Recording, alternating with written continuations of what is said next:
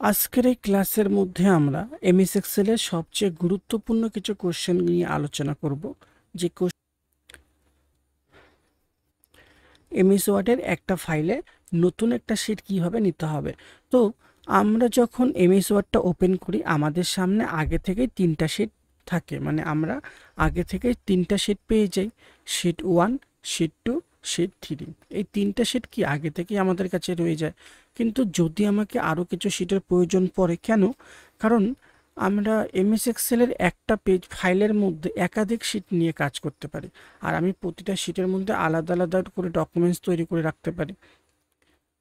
এখন এখানে আমাকে একটা কাজ করতে হবে, যেখানে আমি আলাদা আলাদা আলাদা 5 রকমের কিছু কাজ করব। কী ধরনের কাজ? এক্সাম্পল হিসেবে আমি এখানে নিচ্ছি যে শিট 1-এর মধ্যে আমি স্টুডেন্টের একটা লিস্ট তৈরি করে রাখবো। শিট 2-এর মধ্যে আমি যে স্টুডেন্টগুলো এক্সাম দিয়েছে তাদের লিস্ট তৈরি করে রেখেছি। শিট 3-এর মধ্যে আমি যাদের সার্টিফিকেট এসেছে তাদের লিস্ট তৈরি করেছি। এইভাবে শিট 4-এর মধ্যে আমি অন্য কোনো একটা ডকুমেন্টস তৈরি করে রেখেছি। এখন এইভাবে আমি কি আলাদা আলাদা কিছু শিট নিয়ে কাজ করতে যাচ্ছি, কিন্তু এখানে কয়টা শিট আছে? 3টা আছে। তো যদি আমাকে আরও 2টো শিটের প্রয়োজন পড়ে, তাহলে সেই 2টো শিট আমি কীভাবে নেব এখানে? তো নতুন শিট নিতে গেলে আসতে হবে হোমে, এরপর এখান থেকে আসতে হবে ইনসার্ট, ইনসার্টে আসতে হবে। এরপর এখান থেকে ইনসার্ট শিট এর মধ্যে ক্লিক করতে হবে। তাহলে শিট 4 বলে এখানে একটা নতুন শিট চলে আসলো। অথবা কিবোর্ডের থেকে প্রেস করতে হবে শিফট F11 বাটন, তাহলেও সংখ্যা এখানে সরাসরি চলে আসবে। অথবা এখানে যে প্লাস সিম্বলটা আছে এর মধ্যে ক্লিক করেও আমি একটা নতুন শিট এখানে নিতে পারি। তো এখানে আমি 3টা নতুন শিট নিয়ে নিলাম এইভাবে। এখন নেক্সট কোশ্চেনটা আছে হাউ টু ডিলিট ওয়ার্কশিট। এখন এখানে টোটাল কয়টা শিট আছে? 6টা আছে। এখন এই 6টা শিটের মধ্যে থেকে আমি একটা শিটকে ডিলিট করব, কোনো একটা শিটকে ডিলিট করব। তো যে শিটটাকে ডিলিট করে দেব সেই শিট নাম্বারের উপর রাইট ক্লিক করতে হবে। তো এখান থেকে আমি 5 নাম্বারটাকেই ডিলিট করব। 5-এর উপরে রাইট ক্লিক, এখান থেকে ডিলিট। তো শিট 5টা ডিলিট হয়ে গেল। Right click, delete.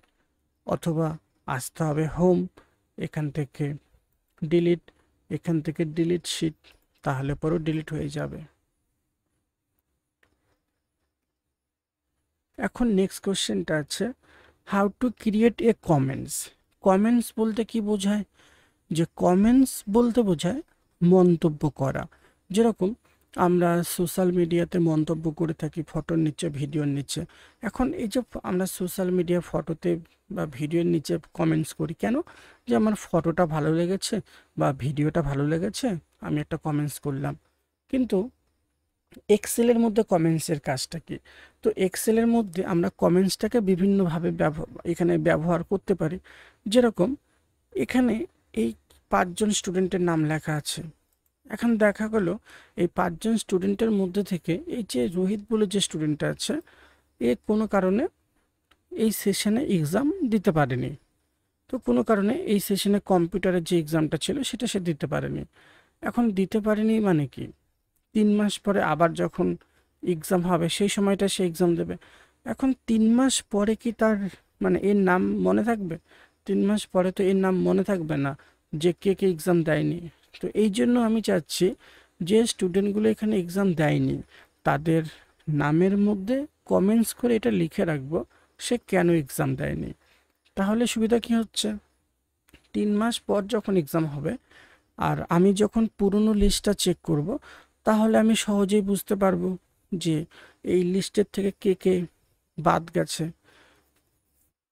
তো কমেন্টস তৈরি করতে গেলে যে নেমের উপর কমেন্টস করব সেই নেমটাকে সিলেক্ট করতে হবে।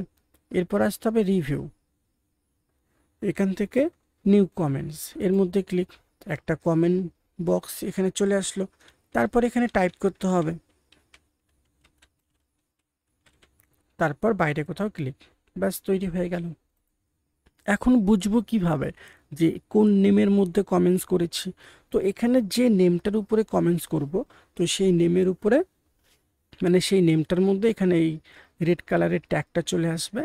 আর মাউসটাকে যদি নেমের মধ্যে নিয়ে আসে তাহলে কমেন্ট বক্সটা শো হবে, আবার সরিয়ে নেব, হাইড হয়ে যাবে। এখন নেক্সট কোয়েশ্চেনটা আছে how to show your comments permanently. এখন এই যে কমেন্টসটা যে আমি তৈরি করলাম এটা এখন কি আছে, হাইড হয়ে যাচ্ছে। মানে এটা তখনই শো হচ্ছে যখন মাউসটাকে নেমের উপর নিয়ে আসি। মাউসটাকে আবার নেমের উপর নিয়ে আসলাম, কমেন্ট বক্সটা শো হচ্ছে, কমেন্টসটা দেখাই যাচ্ছে। আবার যদি সরিয়ে নিই নেমের থেকে তাহলে হাইড হয়ে যাচ্ছে। তো আমি চাচ্ছি এই যে কমেন্টস যে বক্সটা আছে এটা পার্মানেন্ট শো হয়ে থাকবে, এটা কখনো হাইড হবে না। হাইড হবে না বলতে মাউসটাকে আমি যেখানেই নিয়ে আসে এই বক্সটা শো হয়েই থাকবে।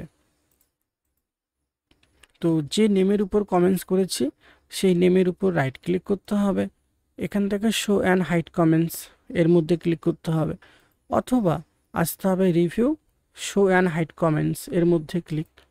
তাহলে পরে এই মাউসটাকে এখন আমি যেখানে নিয়ে আসি এটা শো হয়েই থাকবে।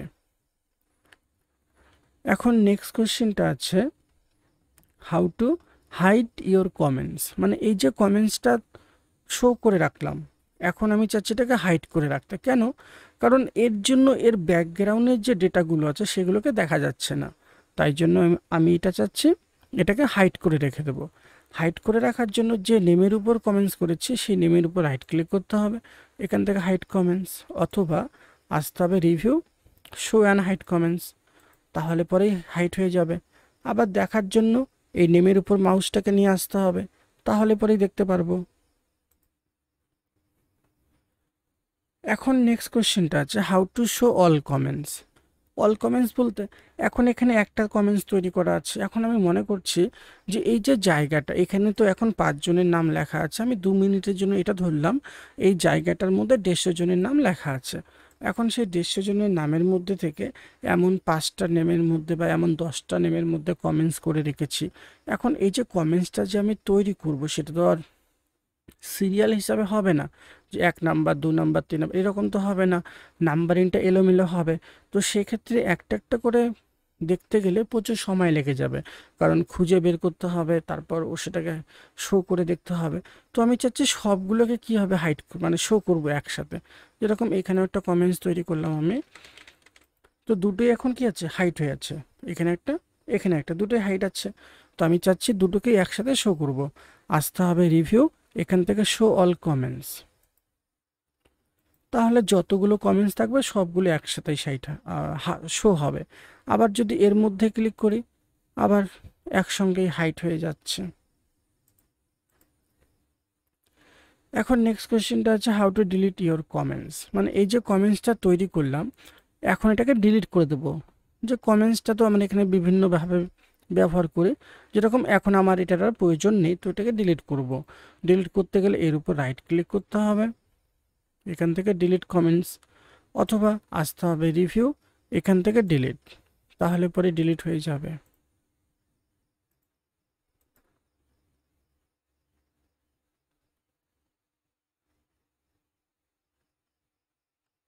এখন পরের কোশ্চেনটা আছে, নেক্সট কোশ্চেনটা আছে how to insert a row. How to insert a row, এখানে রো কোনটাকে বলা হয়? তো এখানে রো বলা হয় এটাকে, আর এটাকে বলা হয় কলাম। এখন এই যে টেবিলটা যে এখানে তৈরি করা আছে, এই টেবিলে কতজনের নাম লেখা আছে? এই টেবিলটার মধ্যে নাম লেখা আছে টোটাল 5 জনের। এখন আমি চাচ্ছি এর মধ্যে আমি আরও 2 জনের নাম নতুন করে লিখব। এখন এই যে 2 জনের নাম নতুন করে লিখব, এই নামটা কোথায় হবে? তো আমি যদি সবার শেষে লিখি তাহলে এখানে জায়গা আছে, আমি সরাসরি কার্সার রেখে লিখে দিতে পারবো, তাহলে পরে তৈরি হয়ে যাবে। যদি আমাকে মাঝখানে কোথাও লিখতে হয়, যে আমি চাচ্ছি রোহিত বলে যে নেমটা আছে এর উপরে হবে, কিন্তু এখানে তো জায়গা নেই, আর এখানে যে নেমটা আগে থেকে আছে এটাকেও তো আমি ডিলিট করতে পারবো না, তাহলে কি হবে লিখবো?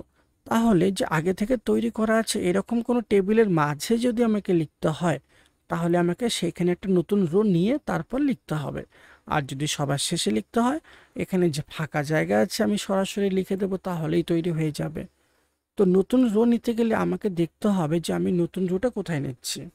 তো আমি এখানে কোথায় নিচ্ছি, রোহিত বলে যে রোটা আছে তার উপরে নিচ্ছি, মানে এখন রোহিত কোথায় আছে? 5 নাম্বারে আছে। তাহলে এর উপরে যদি হয় তাহলে রোহিতটা চলে আসবে 6 নাম্বারে। তো এখানে 5-এর উপর রাইট ক্লিক করতে হবে, এখান থেকে ইনসার্ট এর মধ্যে ক্লিক করতে হবে, অথবা আসতে হবে হোম, এখান থেকে ইনসার্ট, এখান থেকে ইনসার্ট শিট রো এর মধ্যে ক্লিক। তো এখানে একটা নতুন রো চলে আসলো। তারপর এখানে ডেটাটা ইনপুট করে দিতে হবে এইভাবে। এখন নেক্সট কোয়েশ্চেনটা আছে how to insert A column. তো এই যে টেবিলটা তৈরি করা আছে, আমি চাচ্ছি এই টেবিলটার মধ্যে একটা নতুন কলাম আসবে। তো এখন এখানে কি কি আছে? আইডি আছে সবার শুরুতে, তারপর আছে name, class, Bengali, English, math, total আছে। আমি চাচ্ছি টোটালের পর এভারেজ বলে একটা নতুন কলাম তৈরি করব। তাহলে কি এখানে জায়গা আছে, আমি কার্সারটা রেখে এখানে লিখে দেবো এভারেজ বা পার্সেন্টেজ।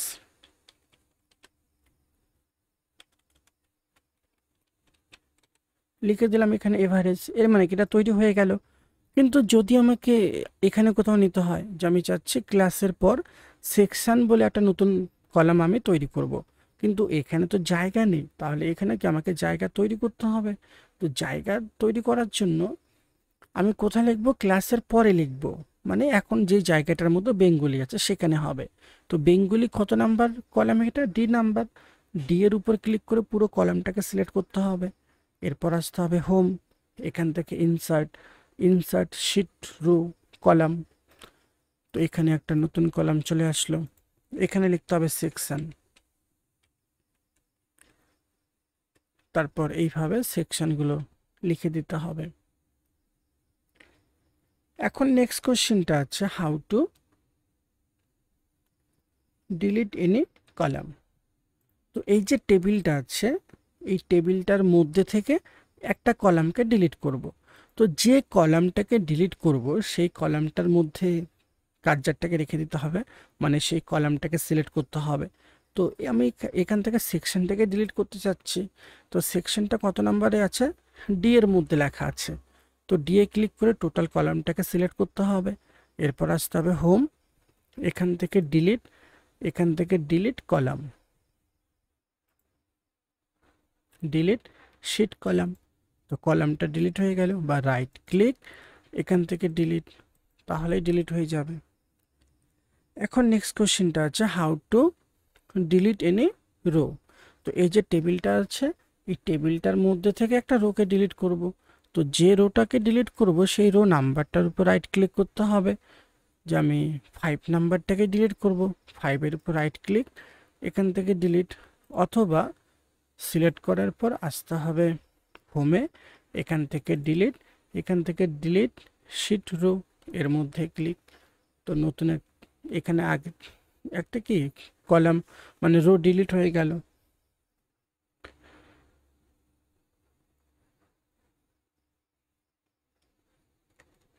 এখন নেক্সট কোশ্চেনটা হচ্ছে how to increase row height. যে how to increase row height, height বলতে কি বোঝাচ্ছে? যে হাইট বলতে বোঝায় উচ্চতা, যে রোয়ের উচ্চতা বাড়াবো। কোন রোয়ের উচ্চতা বাড়াবো এখানে? তো আমি চাচ্ছি এই যে রোটা আছে এই রোয়ের হাইটটাকে একটু বড় করে নেব। তো যে রোয়ের হাইট বড় করতে হবে সেই রোয়ের উপর রাইট ক্লিক করতে হবে, এখান থেকে যে রো হাইট এখানে আসতে হবে, অথবা আসতে হবে হোম, এখান থেকে ফরম্যাট, এখান থেকে রো হাইট এর মধ্যে ক্লিক। তারপর এখানে ডিফল্ট সাইজ লেখা আছে 15, এটাকে কেটে দিয়ে লিখতে হবে যে কতটা বড় করব। তো আমি 25 লিখলাম, লেখার পর ওকে। রোয়ের উচ্চতা আগের থেকে কি অনেকটা বড় হয়ে গেল। তো রোয়ের উচ্চতা কেন বড় করতে হয়? কারণ আমরা অনেক সময় যখন কোনো নাম লিখি, নামগুলো এতটা বড় হয়ে যায় যে একটা লাইনের মধ্যে লেখা সম্ভব হয় না, মানে একটা কলামের মধ্যে। তো এখানে যে নেমটা আছে এটাকে তো আমি বেশি বড় করতে পারবো না, কারণ যদি আমি বেশি বড় করে নিই এরকম করে, তাহলে কি হবে? পেজটা অনেকটা বড় হয়ে যাবে, মানে A4 পেজের মধ্যে প্রিন্ট আউট করতে প্রবলেম হবে। তো এর জন্য নেমটাকে তো আমরা বেশি বড় করতে পারি না। এখন আমরা ম্যাক্সিমাম এতটাই রাখতে পারবো, এর থেকে বেশি হলে এতটা রাখতে পারবো, এর থেকে বেশি রাখা সম্ভব নয়। তাহলে বাকিগুলো পেজের মধ্যে আসবে না, A4 পেজের মধ্যে কি এর পরের ডেটাগুলো আসবে না। কিন্তু অনেক সময় কি হয়, নেমটা এতটা বড় হয় যে একটা লাইনের মধ্যে সম্ভব হয় না আসা। তো সেই ক্ষেত্রে আমরা রোয়ের হাইটটাকে বড় করে কি করতে পারি, দুটো লাইনে লিখতে পারি। কারণ এতটুকু একটা সেলের মধ্যে কি দুটো লাইন তৈরির তো কোনো জায়গা নেই। তো এর জন্য আমি কি করলাম, রোয়ের হাইটটাকে একটু বাড়িয়ে নিলাম। তো রাইট ক্লিক করতে হবে, এখান থেকে আসতে হবে রো হাইট, কতটা বাড়াবো সেটা লিখে দিতে হবে। লেখার পর ওকে, তাহলে পরে ইনক্রিজ হয়ে যাবে। এরপর আছে how to decrease row height. এই যে রোয়ের উচ্চতা বাড়িয়ে নিলাম, এখন একটু কমাবো। কমানোর জন্য যে রোয়ের উচ্চতা কমাবো সেই রো নাম্বারের উপর রাইট ক্লিক করতে হবে, এখান থেকে রো হাইট, তারপর এখানে ডিফল্ট সাইজটা লিখে দিতে হবে 15।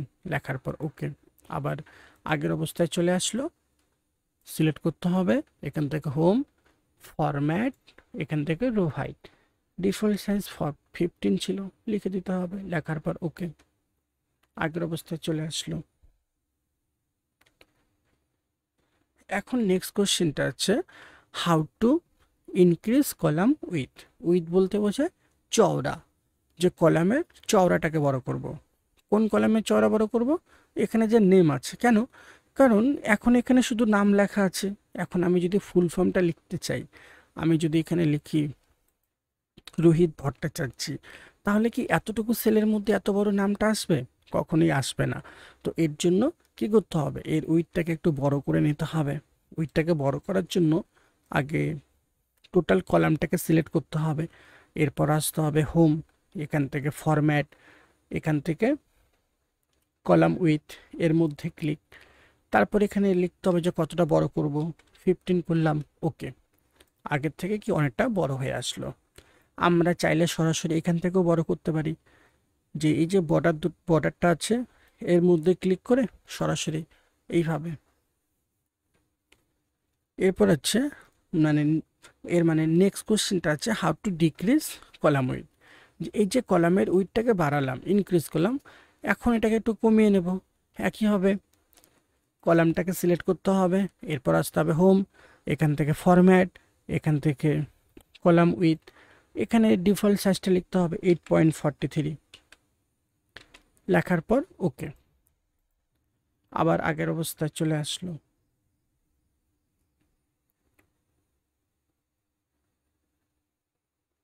এখন নেক্সট কোশ্চেনটা আছে how to hide a rho.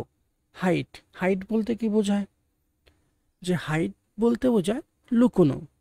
লুকোনো বলতে এই যে টেবিলটা আছে, এখন আমি চাচ্ছি এই টেবিলটাকে প্রিন্ট আউট করব, কিন্তু এখান থেকে এই যে নেমটা আছে আমি এই নেমটাকে প্রিন্ট আউট করব না। কিন্তু এখানে নিয়মটা কি, এখানে প্রিন্ট আউটের নিয়মটা হচ্ছে পেজের মধ্যে যে লেখাটা থাকবে সেটা শুধু সেটাই প্রিন্ট আউট হবে। কিন্তু এখানে আমি কি চাচ্ছি, এই রেকর্ডসটাকে প্রিন্ট আউট করব না। তাহলে কি করব, ডিলিট করে দেবো?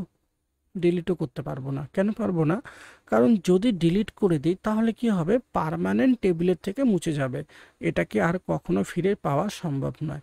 কিন্তু এমনটা তো না যে এটার একদমই দরকার নেই, যে এখন আমি যে কাজটা করব সেখানে আমার দরকার নেই, কিন্তু অন্য সময় তো আমার দরকারে পড়তে পারে। তো এর জন্য এটাকে ডিলিট করতে পারছি না। তো কি করব, হাইড করে রেখে দেবো। হাইড মানে টেম্পোরারি, লুকিয়ে রাখা। আবার যখন প্রয়োজন পড়বে আনহাইড করে টেবিলের মধ্যে নিয়ে নেব। তো হাইড করতে গেলে যত নাম্বার রোটাকে হাইড করব সেই রো নাম্বারটার উপর রাইট ক্লিক, এখান থেকে হাইড, হাইড হয়ে গেল। বুঝবো কিভাবে যে কোন রোটা হাইড করে রাখা আছে? তো এখানে নাম্বারটা খেয়াল করতে হবে, 1 2 3 5, 3-র পর এখানে সরাসরি 5 আসছে, 4টা এখানে নেই, এর মানে ফোন নাম্বার রোটাকে হাইড করে রাখা আছে। এখন নেক্সট কোশ্চেনটা হচ্ছে how to unhide a row. মানে এই যে রোটাকে হাইড করলাম, এখন এই রোটাকে আনহাইড করব, আবার টেবিলটার মধ্যে কি হবে, ফিরিয়ে নিয়ে আসবো। টেবিলটার মধ্যে ফিরিয়ে আনার জন্য তো এখানে নিয়মটা হচ্ছে যে রোটাকে হাইড করেছি সেই রোয়ের আগে ও পরে যে রো থাকবে দুটোকেই একসাথে সিলেক্ট করতে হবে। তো ফোন নাম্বারটাকে হাইড করেছি, 4-এর আগে আসছে 3, পরে আসছে 5, 3, 5 দুটোকেই একসঙ্গে সিলেক্ট করব। এরপর যে কোনো একটা রোয়ের উপর রাইট ক্লিক, এরপর এখান থেকে আনহাইড, তাহলেই চলে আসবে। আমরা সরাসরি এখান থেকে করতে পারি। হাইড করলাম, দুটোকে একসঙ্গে সিলেক্ট, হোম, এখান থেকে ফরম্যাট, এখান থেকে হাইড আনহাইড, এখান থেকে আনহাইড রো, তাহলে পরে চলে আসবে।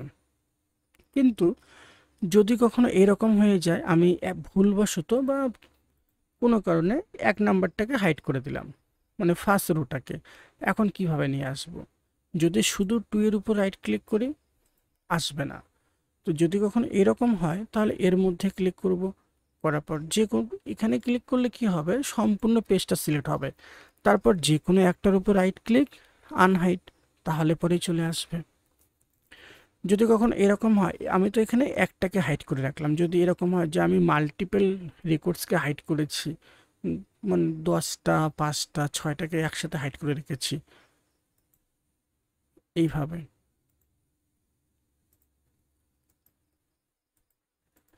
এখন খুঁজে বের করতে কি অনেকটা সময় লাগবে। তো তাহলে সবগুলোকে কি হবে, আনহাইড করব, একই হবে। এর মধ্যে ক্লিক করতে হবে, ক্লিক করে সম্পূর্ণ পেজটাকে সিলেক্ট করতে হবে, এরপর আসতে হবে হোম, তারপর ফরম্যাট, হাইড আনহাইড, এখান থেকে আনহাইড রো, তাহলে যতগুলো হাইড করা ছিল সবগুলো একসাথে আনহাইড হয়ে গেল। এখন নেক্সট কোশ্চেনটা আছে how to hide a column, মানে এই যে টেবিলটা আছে, আমি চাচ্ছি এই টেবিলের মধ্যে থেকে এই সেকশন কলামটাকে হাইড করে রাখবো।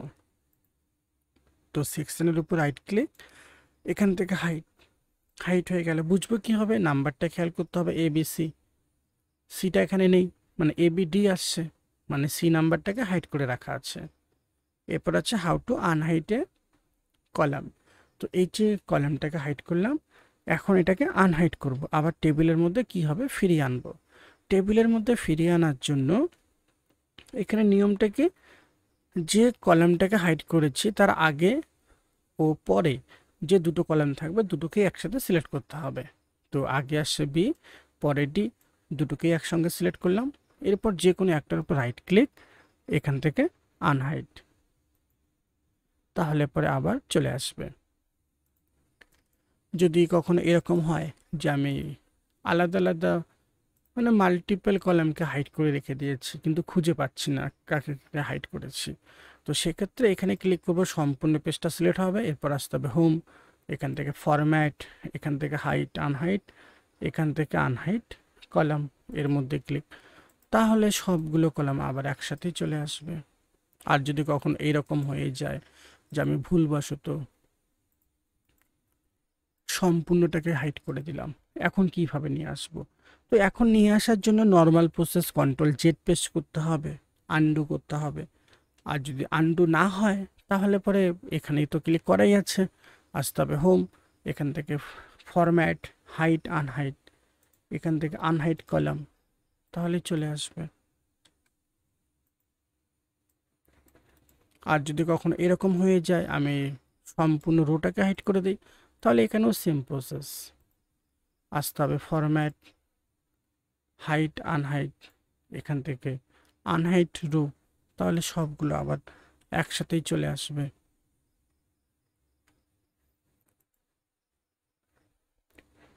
এখন নেক্সট কোশ্চেনটা আছে how to hide a sheet. তো এখন এখানে কয়টা শিট আছে, 3টা আছে। তো এখান থেকে আমি শিট 3টাকে হাইড করে রাখবো। তো শিট 3-এর উপরে রাইট ক্লিক, এখান থেকে হাইড, শিট 3টা হাইড হয়ে গেল। এখন নেক্সট কোশ্চেনটা আছে how to unhide a sheet. তো এই যে শিটটাকে হাইড করলাম, এখন এটাকে আনহাইড করব। আনহাইড করতে গেলে যে কোনো একটা শিটের উপর রাইট ক্লিক করতে হবে, এখান থেকে আনহাইড, কত নাম্বারটাকে হাইড করেছি, 3টাকে সিলেক্ট করতে হবে, এখান থেকে ওকে, আবার চলে আসলো। অথবা আসতে হবে হোম, এখান থেকে ফরম্যাট, এখান থেকে হাইড আনহাইড, এখান থেকে হাইড শিট, হাইড হয়ে গেল। আনহাইড করতে গেলে format, hide unhide, unhide sheet, এর মধ্যে ক্লিক, তারপর কত নাম্বারটাকে হাইড করেছি, 3টাকে সিলেক্ট করতে হবে, এরপর ওকে। আবার চলে আসলো।